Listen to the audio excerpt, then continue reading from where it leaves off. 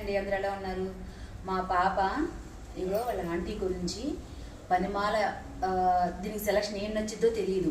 కనీసం ఒక నెల రోజుల నుంచి సెర్చ్ చేసి మీషోలో చూసి అదే సెలెక్ట్ చేసుకొని మళ్ళీ డబ్బులు మేము గట్లా దీనికి అసలు నేను ఇవ్వను ఫస్ట్, అర్థమవుతుందా? దానికి వాళ్ళ మా ఆంటీకి నేను ఇచ్చుకుంటా అని వాళ్ళ డాడీ దగ్గర 10 రూపీస్ కలెక్షన్ చేసుకొని 650 రూపాయలు పెట్టి వాళ్ళ ఆంటీకి శారీ ఉంది.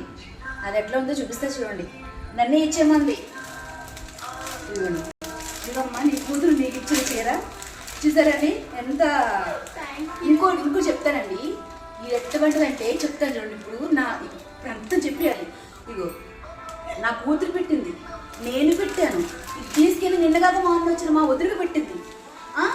నా ఇన్ని రోజులు స్నేహం అయింది, ఒక్కసారి నాకు పెట్టలేదండి. ఎంత విచిత్రంగా. నేను ఉన్నాను చీర ఎందుకు అని నేను పెట్టలేదు ఇప్పటి వరకు. చూసావా ఇట్లా ఇట్లా ఇట్లా చేసిందండి. భరించుకుంటూ ఉన్నాను నేను. ఇట్లా చేస్తే, ఇలా మోసం చేస్తే ఎట్లాగండి చెప్పండి? ఇది ఆడది కాబట్టి సరిపోయింది, ఇది ఆడది కాబట్టి సరిపోయింది. మగవాడైతే ఏంటంటే పరిస్థితి కాపడం కాదు. నేను మా అమ్మని అడిగితే, అంటే వీళ్ళమ్మ మా అమ్మ ఒకటే, మా అమ్మని అడిగితే నాకు దీనికంటే ఎక్కువ కొనిస్తుంది. అర్థమవుతుందా? చూడండి, తిడుతున్నాను పిత్రులు చెప్తున్నా ఎట్లా చేస్తుందో.